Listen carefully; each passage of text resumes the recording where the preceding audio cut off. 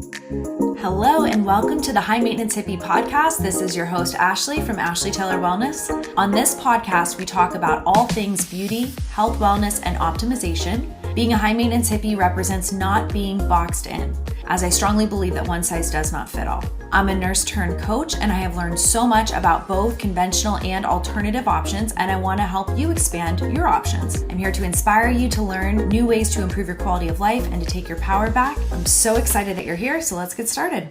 Hello, and welcome back to the High Maintenance Hippie podcast. I think you're going to love today's episode. It's a topic that I am very passionate about myself. I'm learning a lot. And today's guest is Dr. Ingo Mahn. He is the author of Breath of Health and the author of Healthy Mouth, The Missing Link to Optimal Health. And we're going to really dive into why this is so important and some nuances that many conventional dentists may be overlooking. So thank you so much for being here. I'm very excited to have you. Well, thanks for having me on. I'm always happy to share this information too. Yeah, your passion is very evident. We spoke for a few minutes before we started recording. So could you just tell the audience, why did you initially get into dentistry and when was that? Oh my goodness. I actually knew in ninth grade that I wanted to be a dentist. And my grandfather, I actually grew up in Germany and moved over here when I was 12 years old in seventh grade. But my grandfather, he was a model maker. He actually carved forms in Germany to make, telephones and whatever. And so he was always the artist. And I always thought it was so cool. He could just make carvings and paintings. And I grew up in a family of German engineers. So I kind of had this engineering, and then I had the artistry that I both loved. And so at some point I said, boy, it would be really cool in dentistry. You can kind of combine those two things. And it turned out to be the right decision, because now with cosmetic dentistry and all the things that, we're doing, that's exactly how it ended up turning out. So it's been a great journey. Okay. So how long were you working in what we would consider conventional dentistry before you decided to look into other options? Is there more to what I've learned? Could I fill in the gaps in a deeper way? I mean, you get trained in dental school and you kind of look at these professors like they know all the stuff, and they kind of like they're the gods that are teaching you. And so when you get out, it takes a while to I always think it's harder to unlearn than it is to learn. So when you have all this in your brain, you're just kind of doing it almost like a robot. You're just fixing these teeth. It was really when I had a dog that developed this, it was a type of leukemia. He had this blood tested at the University of Wisconsin. And there were a couple other dogs at this clinic, and they suggested doing chemotherapy. And I had just opened my practice. This was a rescue dog. It was going to be like $5,000. And I was trying to figure out, how to put food on the table. Mm-hmm. So we decided to try something natural. And it was just this tomato paste added in these Chinese herbs and, dandelion root and black walnut and just all these things. And he amazingly, it smelled awful, but he amazingly just gobbled this up. And so at the time, one of our other dogs just had puppies, and we kind of almost like forgot about him, because the way we figured out that he was having a problem is he couldn't even jump up on the bed anymore. And so all of a sudden, like 3-4 months later, we're like, oh, you know what? He seems to be doing great. Let's take him back to the vet. And they tested him, and he was completely clear of cancer. Wow. And a couple of dogs that were at this veterinary clinic that had the chemotherapy had both perished. So it was just one of those paradigm shifts where like, wow, this is something that you would never expect to work at all, could be this powerful. And that kind of really changed my mind as to looking at other things from what I've been taught. Yeah, similarly to what you just shared, I'm not against the hospital or anything like that. I think there's a time and a place, maybe even for chemotherapy. I don't know that I would take it, but I fully respect other people's decisions. But something that has shifted within myself was seeing people who went down the conventional approach and what their quality of life looked like, not just duration, but quality of life, and people who chose to heal in an alternative way. And I think that we have options. Once again, I'm not anti-medicine. There's a time and a place, but are we overusing it? And are we missing opportunities to really figure out how to better support the body so that it's more resilient for whatever comes our way? The alternative world is really when the conventional medicine has failed them. And the joke is always like, if I get hit by a car, don't do aromatherapy on me. Yes, definitely. Like, bless that medicine. Yes. Okay. So going down a more holistic path, that was how long ago, and what did that look like for you? In 2000, and fortunately, I was practicing in Wisconsin at the time, and there was a dentist in northern Wisconsin who had been doing this forever, literally since the 70s. Mhm. And so I kind of went to his office and I learned a lot more about this. And at that time, you had to be very, very careful about what you said. If there was a time when if you told patients in Wisconsin that there was mercury in their silver fillings, they could take your license away. At the same time, and Wow. I actually do have a license to practice both, obviously here in Arizona and California. At the same time, in California, if I didn't tell a patient that there was mercury in their silver fillings, they would take my license away. So it was a really strange time, and holistic dentists definitely had kind of a big bullseye on them, because a lot of dentists didn't like that we were, taking out supposedly silver fillings that were perfectly fine. And so you really had to kind of, keep a low profile. Yes, it is very interesting. Even state to state, there are things that, it's very interesting how there's some discrepancies. But the more that you work with patients, the more that you see in real life, we're able to assess what's working for people, what's not working for people. It's great to learn from a book, but I think your patients can really communicate what's working for them, what's not working for them. So where did you see people have better results and a better quality of life? Which type of approach? Well, definitely, we started attracting a whole different clientele. So we did get a lot of people that were more health conscious, but we also got a lot of people that were sick, that were suffering from thyroid conditions and fatigue. And they were just kind of searching for something because things weren't working. So a lot of them came across, well, maybe it's the mercury from your amalgams. And so that's how a lot of people ended up finding our practice. And at that time, the internet was just kind of getting going. It took a little bit to kind of build that up, but at the time I was probably the only dentist in a 4-state radius. So there were a couple of websites where they had a search directory, and people were driving to Milwaukee from Iowa and Minnesota. So I was fortunate also to be able to study with, I guess they call him kind of the grandfather of biological dentistry, and his name is Hal Huggins. And so I got to see a lot of his research and learn a lot from his experience. And just doing these things properly, I definitely saw, people came back and they were able to start doing detoxes and they were feeling better. So it definitely made a big difference when we started using the types of protocols that we used in holistic dentistry. So what do you think in conventional dentistry they are not considering that is absolutely essential? Now I think we're shifting away from the silver fillings anyway. I think just structurally, they're not good for the teeth. They're obviously ugly to look at. I can't even believe that we've had this fight for this long. It's like, why would you want to put something black that's weak in a tooth when we have these white materials that are better for you? So I think the one thing they're not conscious about is that when they're drilling on these old silver fillings, and these drills are doing anywhere from 200 to 400,000 RPMs, you're releasing a lot of mercury vapor. Part of the problem is it's a problem for the patient, but you also think about the dentist that's in that environment every day. And then you try to have an argument with them about this, and you go, boy, he's acting a little mercury toxic here. It's kind of hard to have a conversation with this guy. But those are all the things. And of course, treating the way we treated gum disease and taking out some toxic root canals on people. We got to see a lot of really neat stories of people coming in really bad shape. And once we got their mouth cleaned up and they were working with other practitioners, it just made all those other therapies they were doing more effective. And it was fun to watch them get better. Yeah, that is really why we get into healthcare as providers. I'm a nurse, to help people. But when you are showing up and you don't see people getting better, it can feel a little defeating. And ultimately, people are responsible for their care. But if you know in your heart and soul that you're not doing everything that could really benefit someone, for me, I didn't feel I was living in integrity.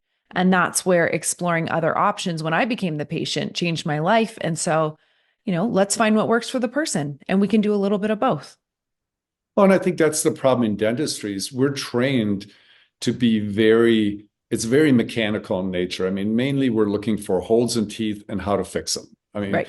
we Yeah. kind of joke about molar mechanics and it's just hard for people to change because they're all in kind of like the same club. We have all the same education and everybody, it seems like nobody wants to rock the boat in dentistry.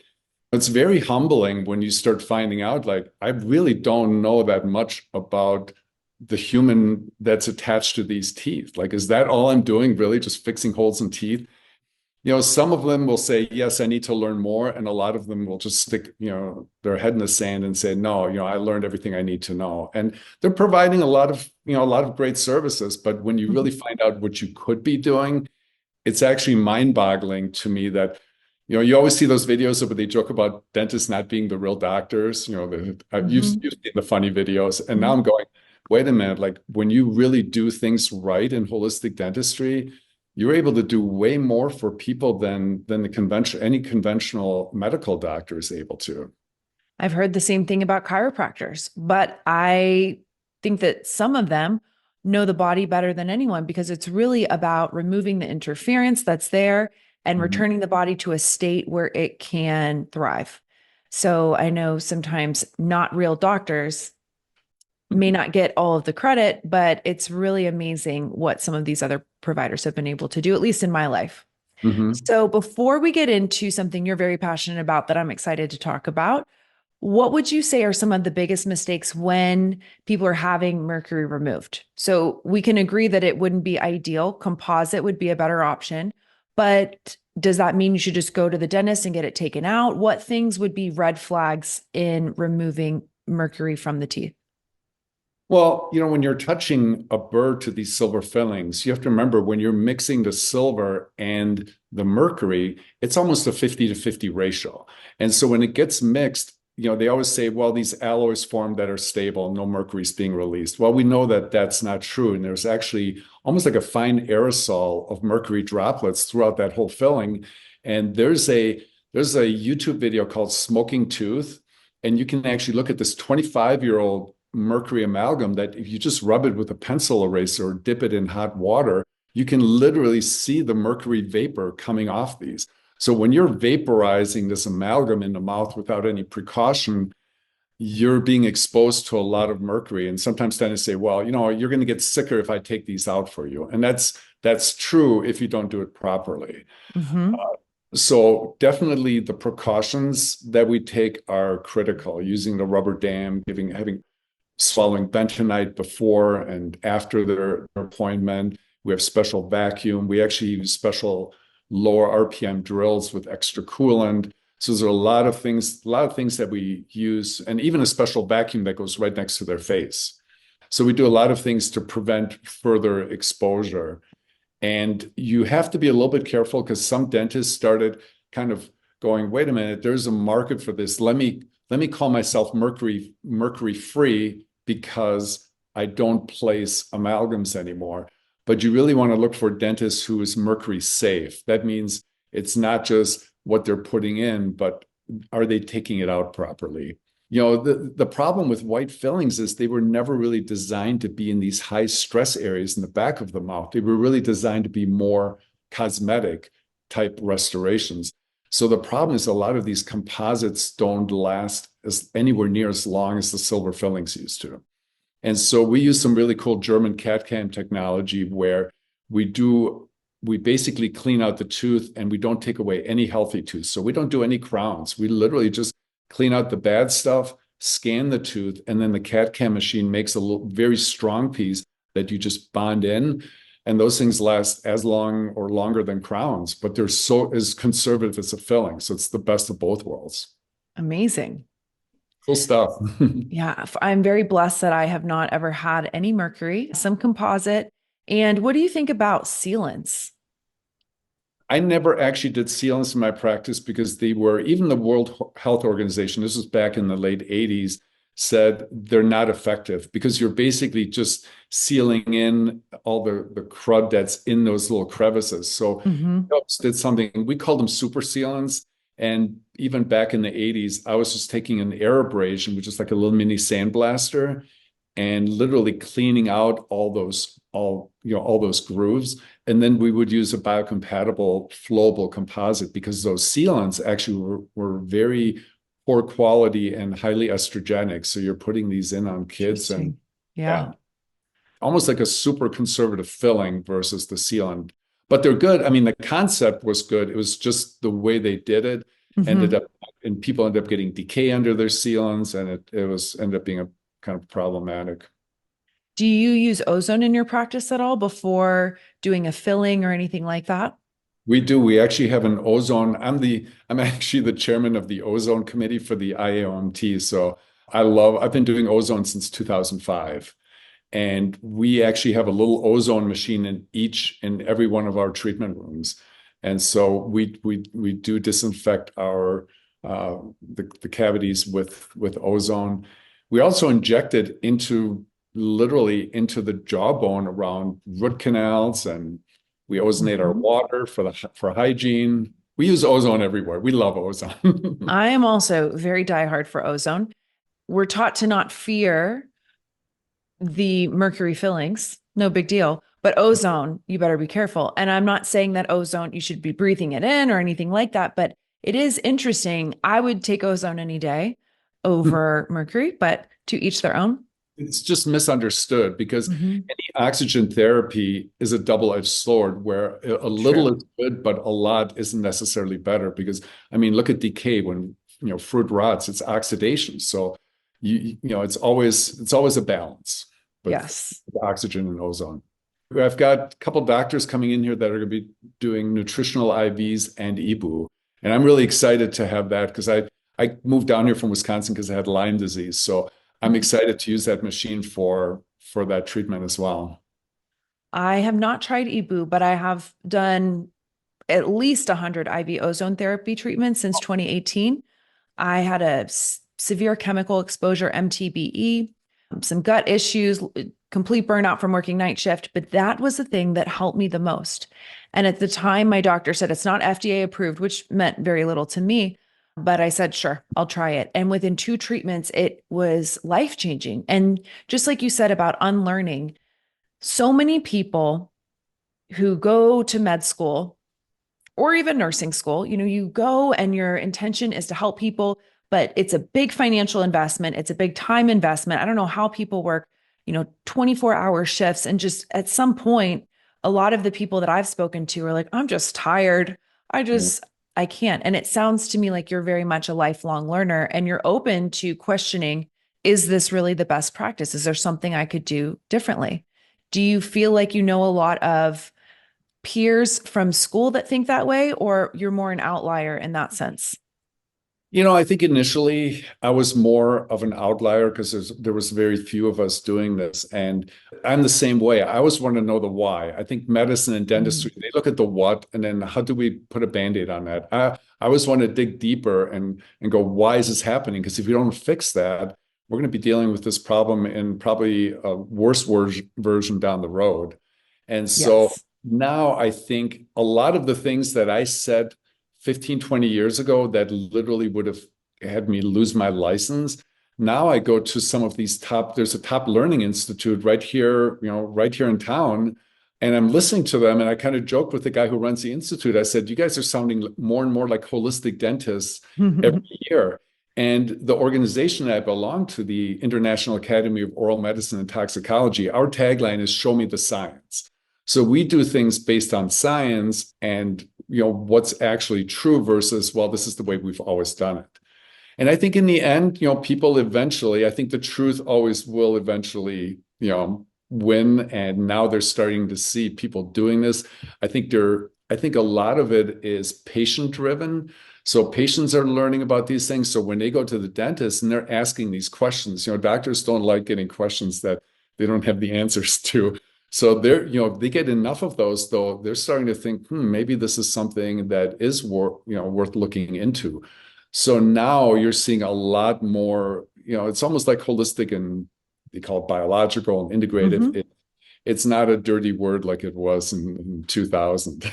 Well, I'm so thankful because I even remember working in the hospital and there were some doctors that were very irritated by the patients that asked too many questions.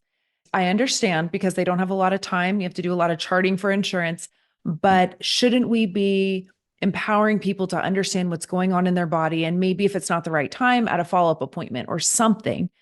I think a true provider is going to want someone to be empowered in their healthcare versus just do what I say, no questions. Okay, bye. I think the younger dentists that are now graduating from dental schools have a little bit more of that mindset than, the Nice. guys that graduated, 25, 30 years ago. So I think the whole landscape is kind of changing. Because when I put an ad out for a holistic dentist, I'm amazed at how many people want to come and work in our practice. Yeah. So it used to be, I remember like going to reunions and conferences, and you run into old people and old friends, and you're like, "Oh, what do you do?" I'm like, "Oh, I'm a holistic dentist." And it was kind of like "Oh, that's nice," and kind of walk away. And now when you tell people, they're actually like, "Oh, tell me, like, how do you?" You can see there's a whole different level of interest compared to a few years ago. Yes.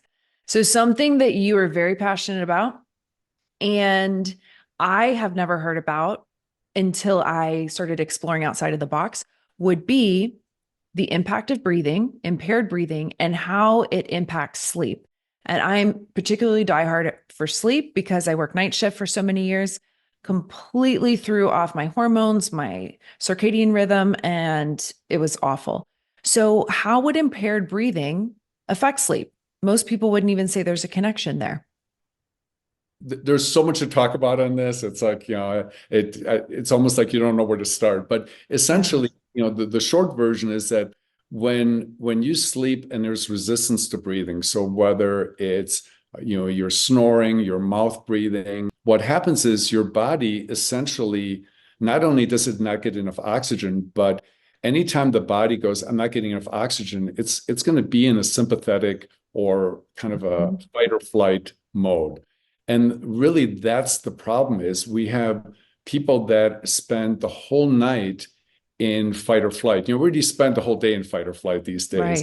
Right. And so if you go to bed, and I truly feel if you go to bed and you get a good night's restorative sleep, it's like you can deal with almost anything during the day. But when your body, I tell people, I go, it's like your body's a Ferrari. It's like if you kept driving it and never, maybe stopped at the gas station, but other than that, never took it in for service, eventually it's going to break down. And really, that's kind of what we've done to our bodies and not even realized it.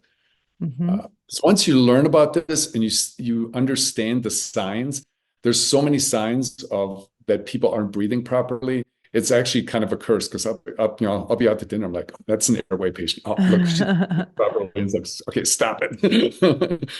But you realize how many. Yeah. There was actually in the British journal, The Lancet, they did a study and they found that 50% of men and 25% of women have moderate and severe sleep disordered breathing. So it's a slightly different because you think about sleep apnea, it's not like you're normal and then one day you wake up and you're Right. asleep apnea. It's a spectrum. Hmm. And the problem in medicine is unless it's called the AHI, it's how many times an hour you stop breathing, reaches a certain level, you don't qualify for their treatment, which is a CPAP. And so literally if you fall below a certain level, they just say you're normal. And especially women kind of manifest sleep disordered breathing differently than men, because men will stop breathing for longer periods of time and then kind of gasp. And you Hmm. talk to the spouse, is like, to like poke them to see if they're alive. So women have a whole bunch of like smaller events. So they desaturate a little bit. And then there's actually, if you look on a pulse oximeter, you see the oxygen level drop, and then all of a sudden you see the heart rate go up. So all night long, there's these little, we call them respiratory disturbances that tells the body, okay, keep breathing. But it also, as you're going into deep sleep, every time you get one of those, you pop back into light sleep. So you're really, I wrote an article called, "Are you getting, is junk sleep killing you?" You're kind of getting this, you're in this light sleep up here when you should be going down into deep sleep. On a sleep study, it's like, okay, you're normal. Your apneic hypopneic index of how many times you stop breathing isn't severe enough to qualify for treatment. But unfortunately, all these people that are still compensating are paying a huge health price. I mean, you know enough about this that having high cortisol all night is not a good thing. Yeah. And so many people, their body can compensate until it can't anymore. So what's happening is that there's this group of people right in the middle. And one example that really hits home for me would be blood sugar. There are so many people that are on a blood sugar roller coaster throughout the day, and they can learn that from using a CGM. Yet, even for myself, my fasting glucose was optimal. My A1C was optimal, but I was hypoglycemic a lot. That was interfering with my sleep because I'd wake up, I could see when the blood sugar dropped on the CGM and the connection with the Oura ring. So it's very interesting because our state is essential for healing. So just to kind of recap on what you said, if we are not breathing properly and we're not getting the oxygen that we need, it is going to affect our ability to get deep sleep specifically and take us out of that recovery state into a more sympathetic state, which, like you said, ideal during the day. Well, not ideal, but we experience that during the day. Tiger, it's ideal. Yes. Yes. In that situation. But at least if we can give ourselves 8 hours to truly rest, that's why I'm big on getting Wi-Fi out of the bedroom and things like that. So it's that it's changing our state, interfering with our ability to properly breathe. And one thing that I took from one of your books that I've never heard before is people waking up to urinate more than once in the night. So the first thing that comes to mind could be blood sugar or drinking too much water before bed. Why would that be in some way related to dental health? How could that be related? Well, it's related to the breathing at night.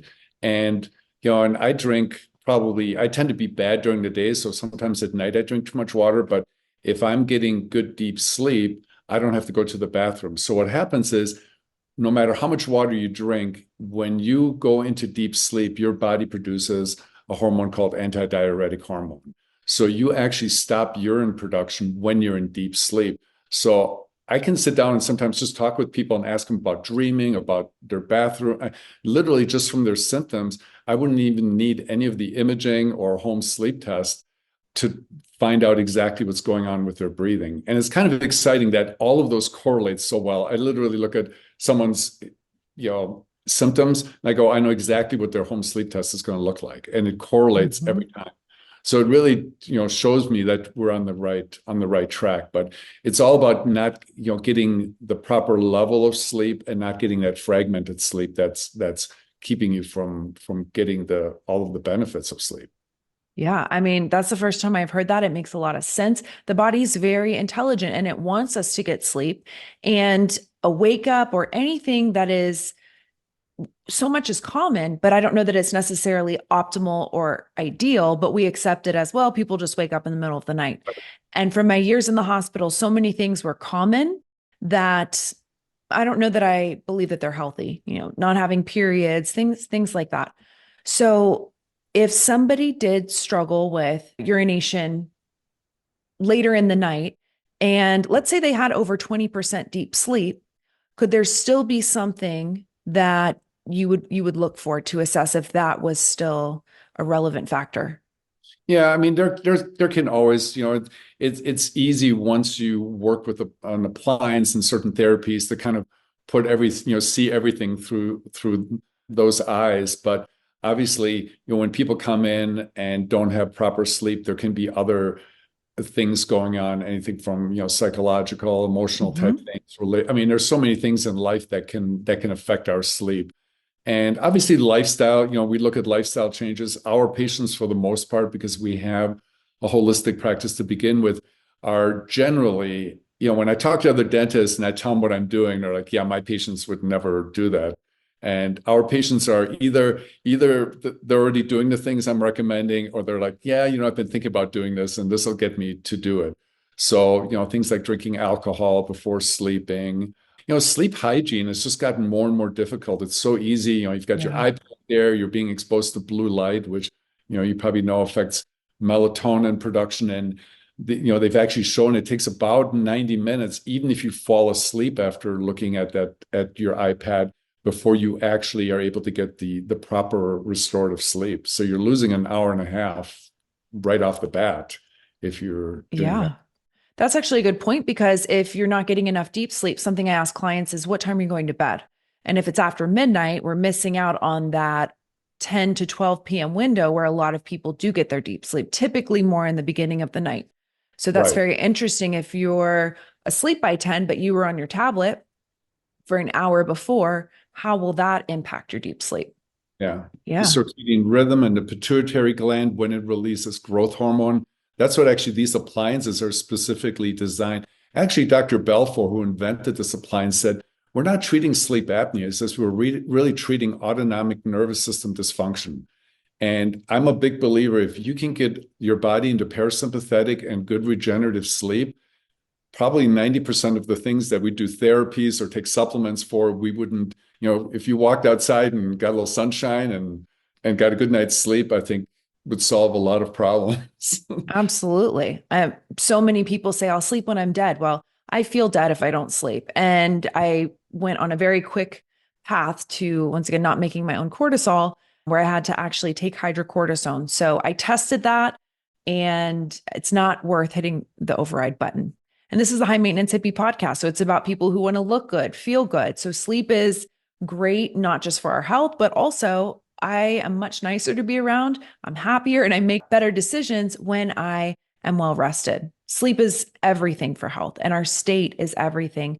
But people want to do detox protocols, and I love all the biohacks and things, but we are skipping over the state and the autonomic nervous system and how important that is. So I'm really glad that you've communicated that, and it's just overlooked. Well, the cool thing about these appliances is, that they treat the root cause of some of these problems. They tone the base of the tongue that supports the airway. But I did like the fact that when I was learning about this, he said this is literally an energetic appliance. It's a signaling appliance for your body to express itself the way it's meant to. And it actually does stimulate the vagus nerve. It helps kind of upregulate the parasympathetic nervous system. But one of the books that I would recommend your listeners read if they want learn a little bit more about this is a book by James Nestor called Breath. And I had gone to all of these conferences and spent tens of thousands of dollars. And I read this book he's not a doctor, he's a journalist, this James Nestor. And I was so mad. I go, how come I just learn more reading a book by a journalist than I have in the last 5 years? But they were teaching about the what. He was the first guy that actually looked like, why do we have this problem? And he actually went and saw Dr. Belfour, who I was fortunate to be able to study with.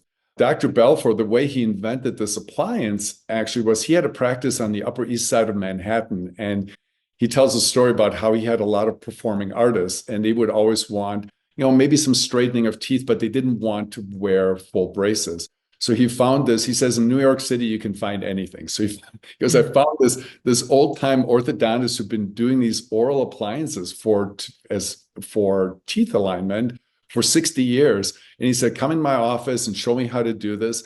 And so he started treating all these artists, and they would come back and he would say, my makeup artist is telling me my face is changing. My cheekbones are growing. My jawline's more defined. And I'm hitting higher notes when I'm singing. And so he goes, I asked the guy, like, have you seen this? And he goes, yeah, I see it all the time, but I don't care. And he said, well, I think that's really interesting. And that's what caused him to pursue it. So actually, one of the side benefits, a lot of our aging is in the mid-face. And these appliances actually have been shown to grow bone in the cheekbones and around the orbit of the eye. So we actually have women who read James Nestor's book where he talks about the aesthetic benefits, and they want to come in and have an appliance like this made to improve the appearance.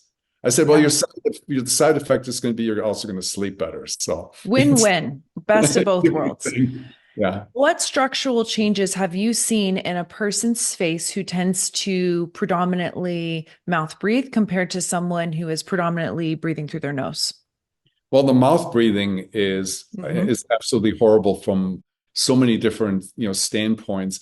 A lot of it starts really children, especially if their mom is hypothyroid, they're the ones that have more of the tongue ties because it's like a tissue that's designed to resorb, but it doesn't quite resorb.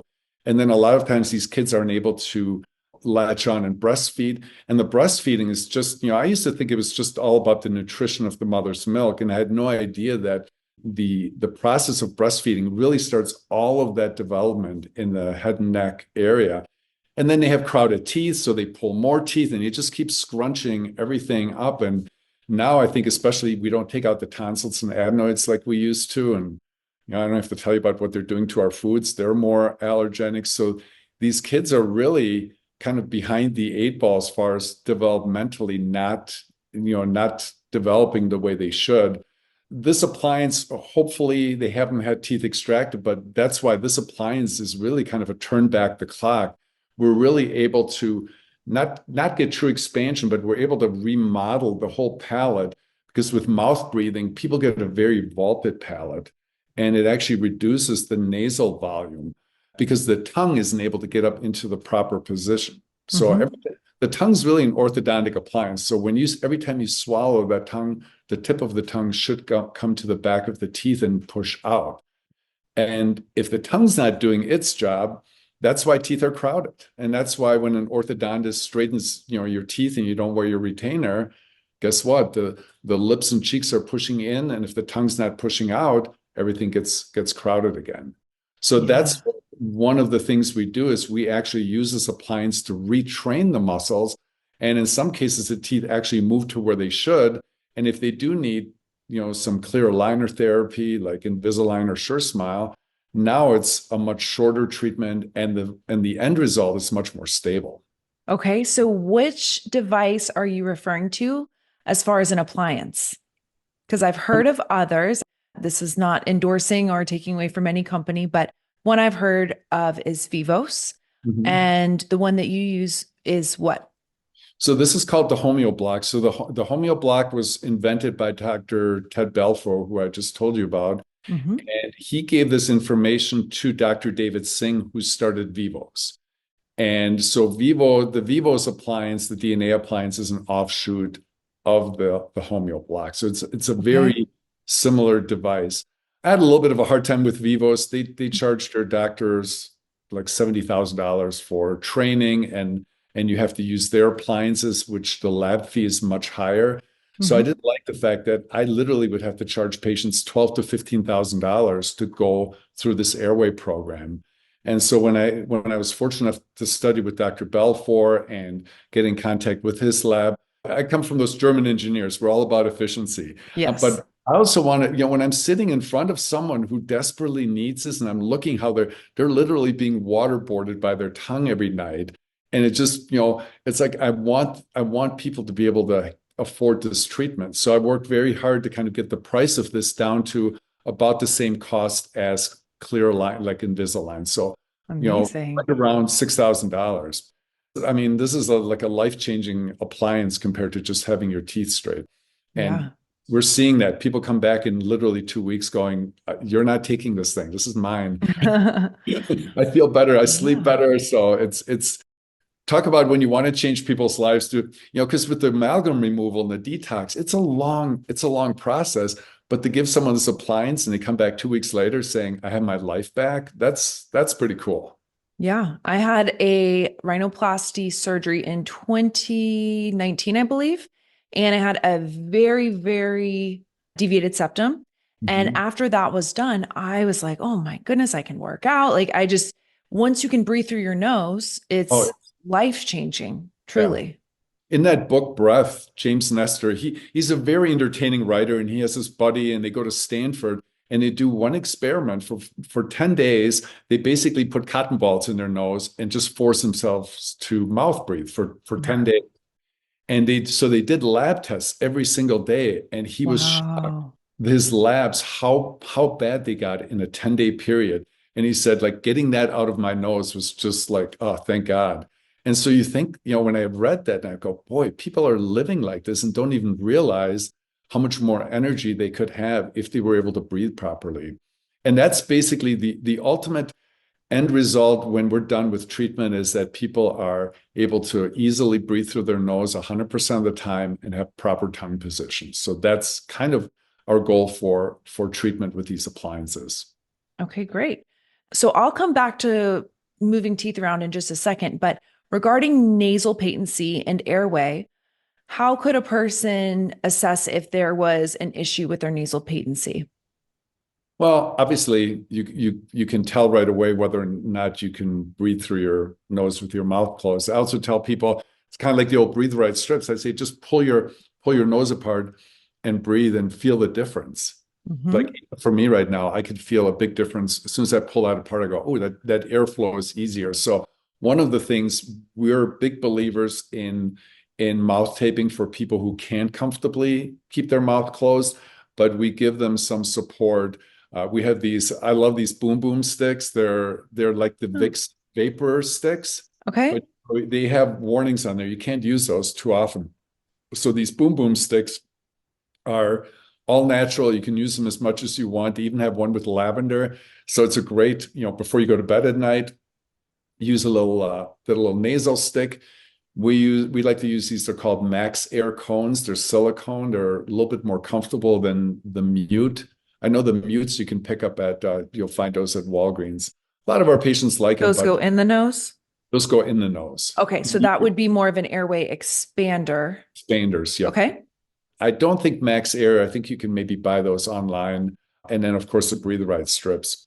So we do a lot of things to help support people to be able to properly breathe through their nose, because it's so critical that as long as you're breathing through your mouth, you really can't achieve optimal health as long as you're doing that. So it's going to affect our ability to properly oxygenate, which can affect our sleep and our state. It can affect the structure of our face. Mm-hmm. Isn't it true that a dry mouth is more prone to develop cavities than a mouth that is closed and full of saliva? Oh, it's the saliva. Dentists always, when they see cavities, they always say, well, maybe you're not brushing as much as you should. Maybe you're not flossing as much as you should. Good salivary flow is critical. And I've seen that in patients who've had head and neck radiation therapy. You can literally look at pictures going from perfect teeth to brown stubs in a matter of a year. So Wow. all those acids that normally get diluted, now they're just concentrated on your teeth. And, you could have two people that have the same diet and same habits, and one could literally, their mouth could be destroyed by mouth breathing. Absolutely. Yeah. So what do you think about sinus irrigation? I don't do it myself. I know a lot of our patients love neti pots, and anything that you can do to keep to keep that nasal patency.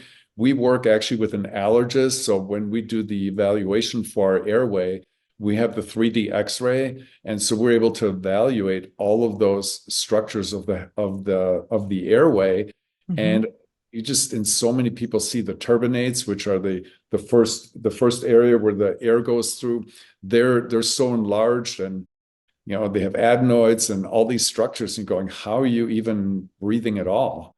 That's what we look at, literally everything, whether it's like I was saying, lifestyle and diet and all those things, but also allergies. And we're finding the allergists we work with, I mean, there's environmental stuff, which he says it's really the food, and a lot of foods that you wouldn't even think might be allergenic. If you're not tested, you might be eating something that's really causing you to be almost, just chronically congested. Yeah, my boyfriend, he was really struggling with sleep. He'd wake up. It didn't bother me at night, any noises, but in the morning, he was just so miserable. And I remember how I felt before I could breathe through my nose. And so he did sinus irrigation twice a day, and also used something called glutastat spray, which has a little bit of colloidal silver, but some clove, copiaba, and different herbs in there that seemed to help break down a biofilm, and it changed his entire life. So it's just very interesting. If someone's picking their nose a lot or eating a diet that is inflammatory or creating excess mucus, can those nose hairs actually do what they're supposed to do? Yeah, well, they're constantly working to get the mucus out. They can't do all the other things they should be doing. But there's also, I think it's called Xyloclear, that you can pick a xylitol in it, and it's just one of those little things that you kind of do the little spray. So if you're not everybody likes the idea of doing the neti pot. It's kind of a strange feeling. I've tried it a couple times. That's not a bad option either, because the xylitol is actually antibacterial as well. So it's a great little sinus cleanser. So airway expanders, they can stimulate the vagus nerve. How? There's actually a one of the innervations of the vagus nerve is actually onto the palate. So it does it by stimulating that. The other thing is in this appliance, it's called a uniblock appliance. So you're hitting more on one side. You're hitting, it's way higher. So what happens is when you're biting down on that, it's actually simulating chewing on hard food. And so from an evolutionary standpoint, you think about what's happening is when they were sitting around the campfire and chewing their mastodon jerky, they weren't being chased by anything, and the body literally goes, okay, you're eating food. The next step is digestion. So just those forces inputting into the cranium actually will help downregulate the autonomic nervous system and kind of prepare the body for digestion. So that's kind of what we're simulating with that appliance. Very cool. I mean, it really is. And It seems like almost like really this little piece of, this little piece of plastic can do all those things.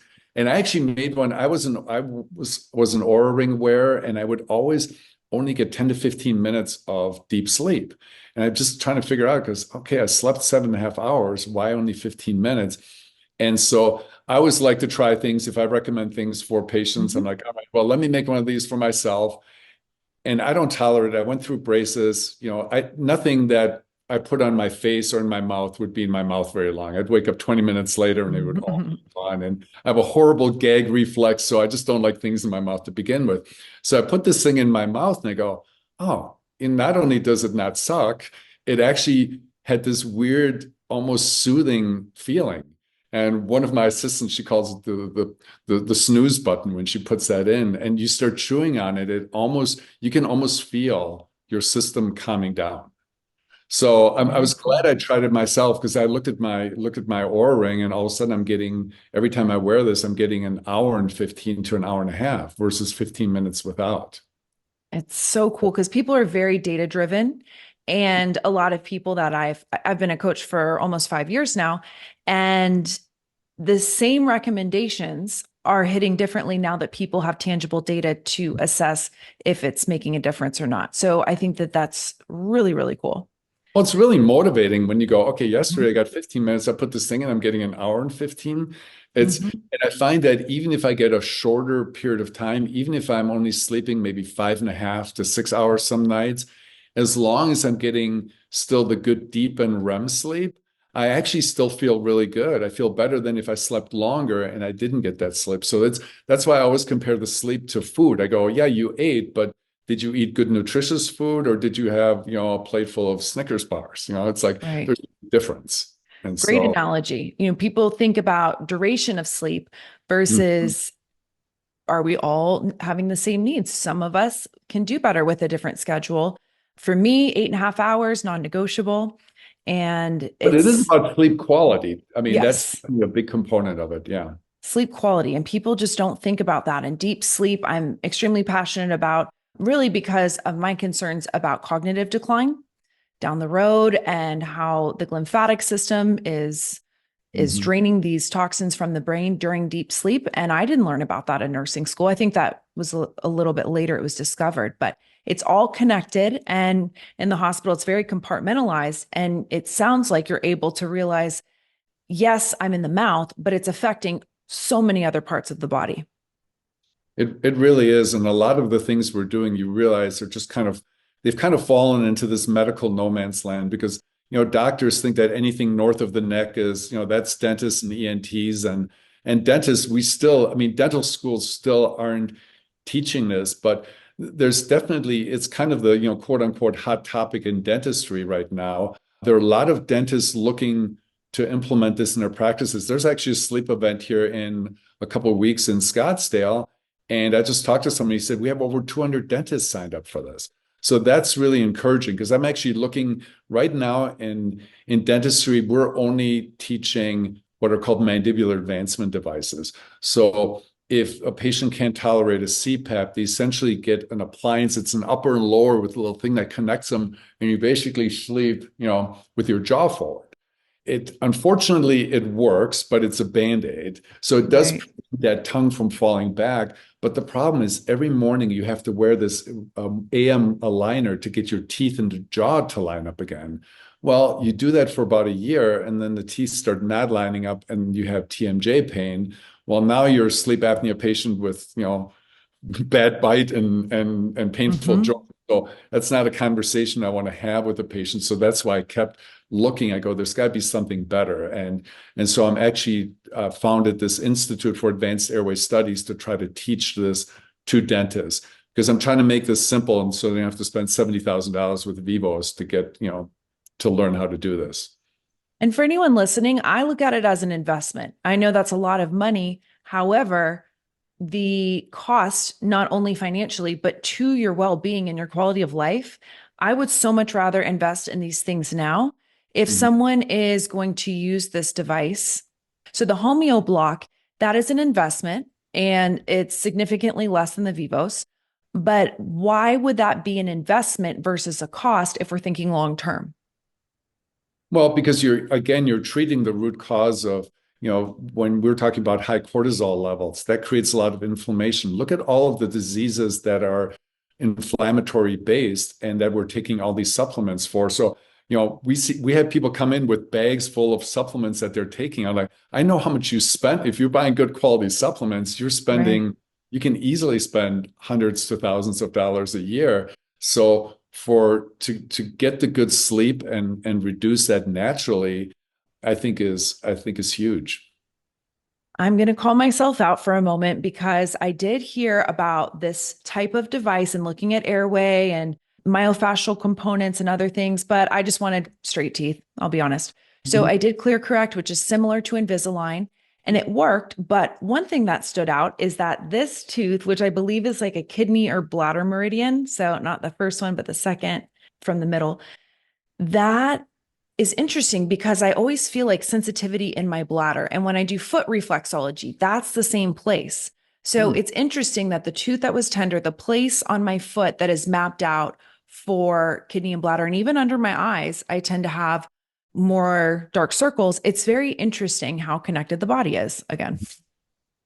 Well, that you're familiar with that tooth organ chart, obviously. Yes. And it's, when you first hear about it, you go, okay, that seems a little crazy. And then it turns out that this Dr. Voll, they were a bunch of crazy German physicians that basically wanted to chart the acupuncture meridians. And this was like 100 German physicians that spent 40 years on this. And I was kind of joked that I go, if 100 German physicians spent 40 years accurate, and it was almost spooky. Once I learned about it, like a woman would come in with breast cancer and I would literally say, was it on the right side? And she would say, how do you know? And I go, well, because you have a root canal on that meridian. And once you see it, you know how it is. You learn something new and all of a sudden like, oh, there it is. Like, I never noticed that. So it's just like with the airway, it's everywhere. The stats are pretty high with a root canal on a certain tooth and the connection to breast cancer. I believe it's over 90%. Not if you have that, you're going to get breast cancer, but of the people who have breast cancer, a large percentage of them had a root canal on a certain tooth, which connects to a meridian do you know which tooth it is? Yeah, it's the upper I think it's the upper first molar and the lower bicuspid. So it's very, very interesting. On our website, we have an interactive tooth organ chart, and you can literally click on a tooth and it tells you all the organ systems that are related to it. Or you can click, there's a little drop-down box. You can click on, say, heart or breast, and it shows you all of the teeth that are associated with that organ system. So you just go to mynaturaldentist.com and I think it's on the way on the left side, it says tooth meridian chart, and you just click on that and it's kind of fun to play around with to see how all the interactions. I will also say at the very end, we're going to share some of the PDFs books that you've written. And I can't even believe that it's free. It's incredible. I was reading through it and I learned so much. So thank you for putting this out. Your work you have great energy. And sometimes when I meet with dentists, I do feel like that particular field, I don't know if it's still true, but back in the day, wasn't it true that suicide rates were a little bit higher in that industry? Well, we were talking earlier about when you put a dental drill to a silver filling, you're vaporizing. They're literally working in a cloud of mercury. So we kind of joke Yeah. about like that we're the kind of the modern day Mad Hatters. What does that do? If someone has mercury exposure, how would that affect their health, their mood, their life in general? Oh, mercury toxicity affects a lot of, especially neurologically. They found that it causes demyelination and causes these neurotang. They've linked it also closely to Alzheimer's because it causes these neurotangles that they see in the brain of Alzheimer's patients that only mercury causes. So there are a lot of, dentists have, you've heard that high suicide rate, high divorce rate, all these neurological problems. It's unfortunate that we work in that environment and haven't really been made aware of what the potential impact is on our health. Absolutely. I would love to see some type of study or research where it was assessed. What are the levels for heavy metals, including mercury, for someone who is a dentist who's doing a lot of these removals? And not just removals, but would you say even inserting it to begin with is putting the dentist at risk as well? Oh yeah, both of those. And it's not like it used to be, the older patients are like, yeah, I remember when my dentist let me play with the little mercury droplets. I mean, they used to just kind of play around with that like it was nothing. So now we've gotten a little bit more conscious about the health impact of the mercury, but it definitely neurologically is the biggest problem. Okay. So I'm going to ask you about a few things and kind of like rapid fire, but Okay. if you think it's Speed round. important, non-negotiable, what would you say? So flossing, how important is flossing, and is it more important than brushing? I would say brushing is more important. Flossing it definitely gets out a lot of stuff from in between the teeth. So I would say if you can do it at least every 2 or 3 days, that's good. When I ask people how often do you floss, they usually say not as often as I should, which is every other day for women and every other year for men. So, but you can have healthy gums. I found that diet is really critical. If you eat a really clean diet, I mean, you may have heard of Weston Price. He went to these different islands where they didn't have access to processed foods and sugars, and they didn't have floss or toothbrushes or dentists, and they had perfect gums. So, and that was the biggest thing when I switched from a conventional practice to holistic. Also, I used to do a treatment plan to treat people's gum disease. Like, what's going on? And I would ask them, how often do you floss? And they'd be like, well, not as often as I should. And I go, okay, this is the usual answer. And really, the biggest difference was diet. When you eat a nice, clean diet, it definitely reflects in the tissues. And technically, even the foods could be cleansing if you eat the proper foods. So, yeah. Okay, so you're pro flossing, but you wouldn't say it's more important than brushing from your perspective. And then floss versus water pick, or as long as you're doing it. I tend to find that people who have healthy gums do better with flossing. With the water pick, you almost need like a little gap to shoot that water through. So if your gums are really nice and tight the way they should be, the water pick doesn't always go through. But once you get if you have mild gum disease or have a little bit of gum recession, then I actually find that the water pick is more effective. Okay. Tongue scraping, yay or nay? Yeah, I don't think it's really necessary. It kind of seems like it went through a phase, but we don't have that many people really doing it, but can't do any harm. Okay. I do it every day. Yeah, I don't know if it's harming me or helping me, but I feel like my mouth is cleaner. So I tongue scrape before I drink anything in the mornings. Well, I've kind of switched. All the people that used to do more of the tongue scraping and things are more of doing the oil pulling now. Yes. The oil pulling is a much more. I was going to get to that one. So what do you think about oil pulling? Oh, it's, when I first heard about it, I didn't know exactly what it was. And it sounded like it was supposed to pull toxins from your body. And so I kind of poo-pooed it, but I had a lot of patients that were doing it and they were all coming in with these immaculate, beautiful gums. And then I realized what it actually does. And I'm a big fan of the oil pulling, especially like the coconut oil. So what does it do then? Well, it breaks up that biofilm because bacteria by themselves can't really cause, most of these bacteria are anaerobic. So when you form plaque, it actually forms like a gradient that protects the anaerobic bacteria at the tooth surface.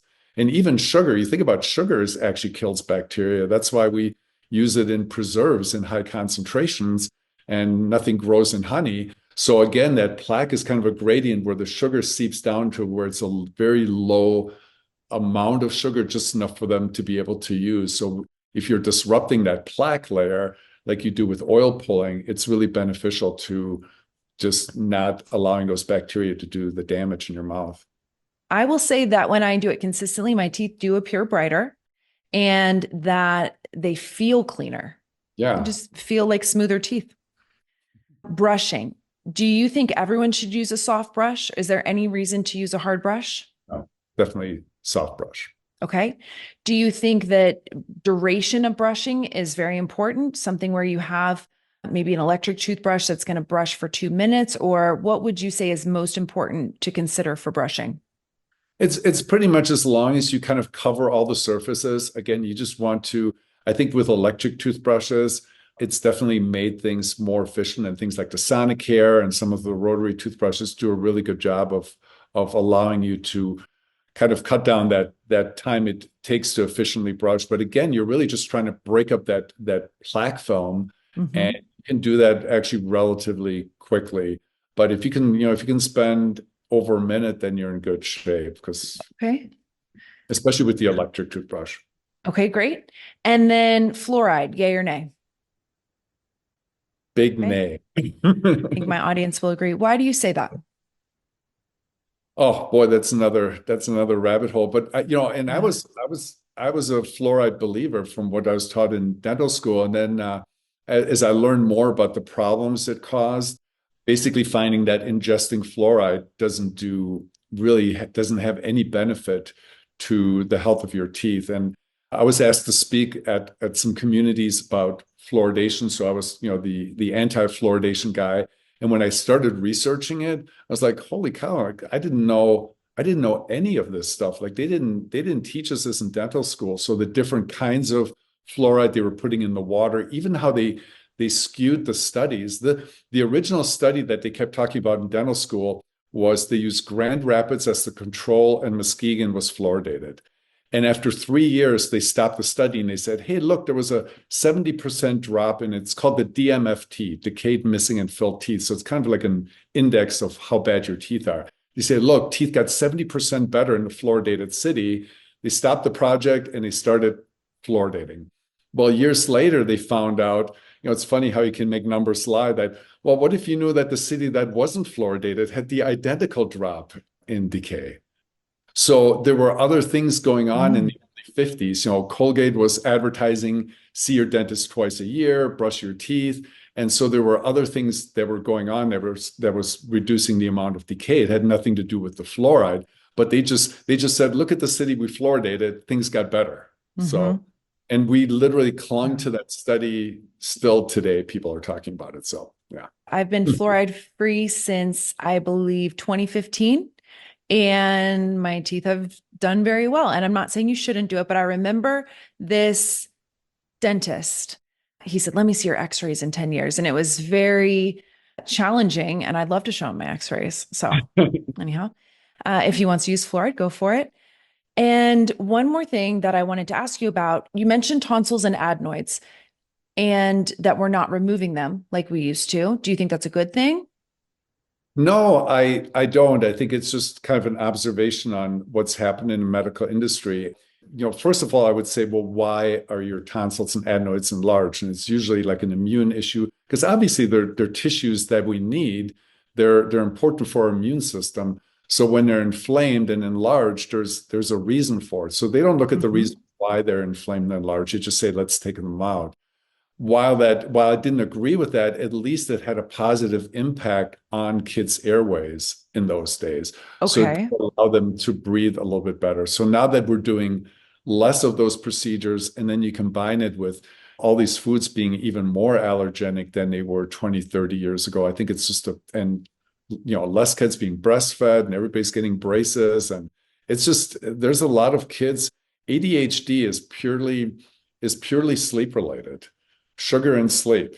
Once I started treating adult airway patients, I'm talking to these people. I'm like, oh my gosh, like this was something you've been suffering with from childhood. And so I actually brought in another dentist that joined our practice, and she's amazing with moms and kids.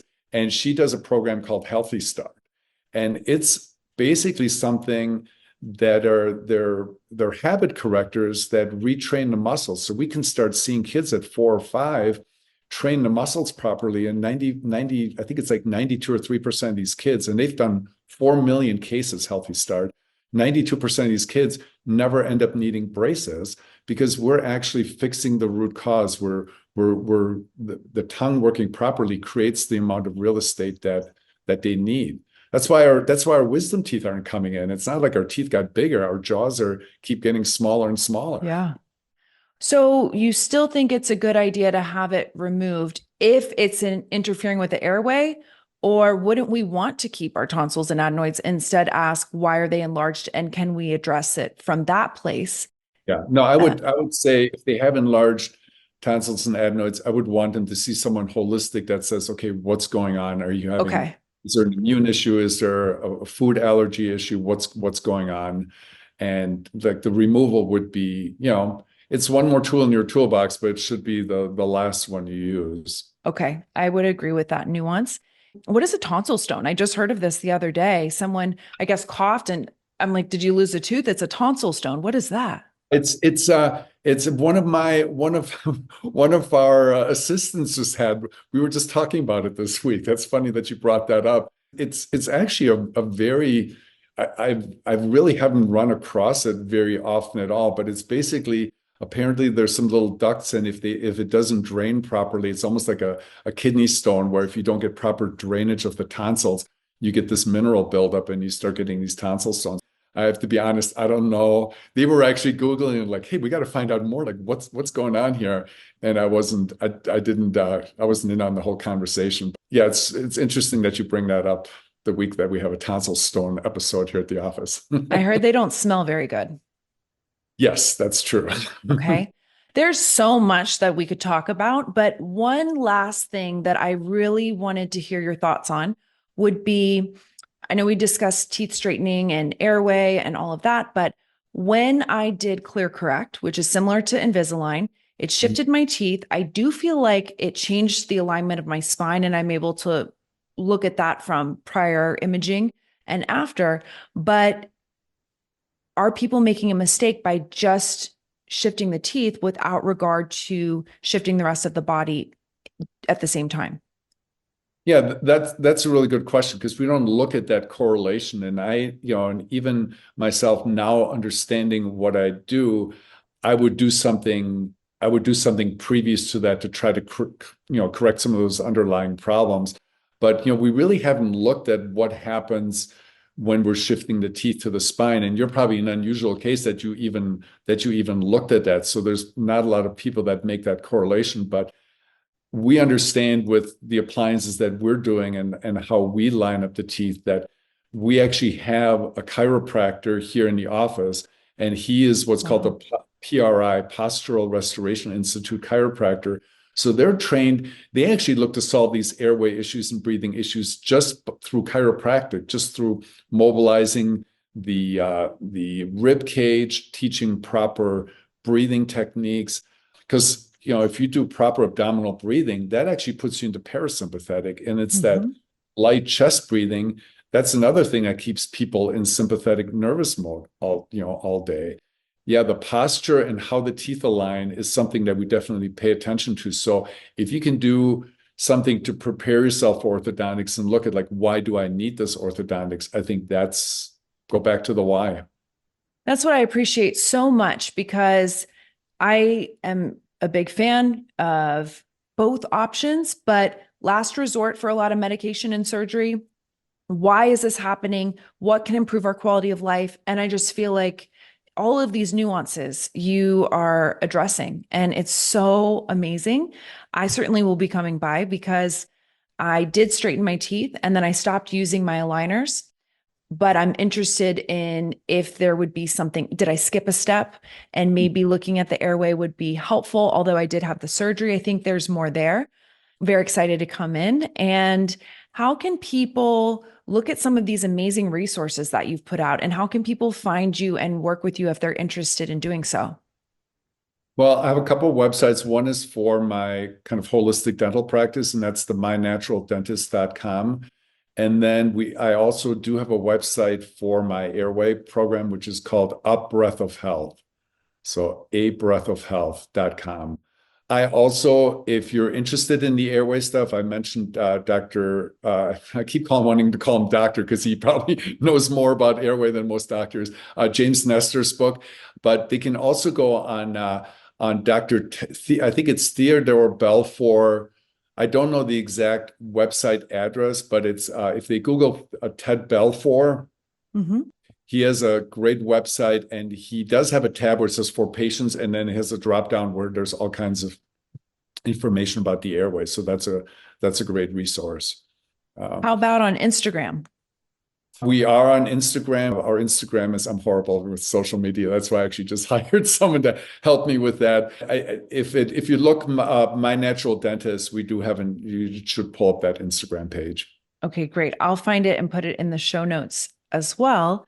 Thank you so much for your time, for everything that you've shared. And before we go, is there anything that you just really want to reinforce or hammer home for anyone that's listening that they may not know, or they might need to hear again? No, just like you pointed out, is that you would never think that the mouth plays such a critical role in your overall health. And you can tell from our conversation that once you find out these things and you keep digging into it, you realize that it's actually, I almost feel bad for dentists that they don't realize like what impacts they can have on their patients' lives, that they're really missing out. We have such a unique opportunity. There's really no other doctor that gets to see their patients twice a year, whether they're well or sick. And so we have a really unique opportunity as our patients come in.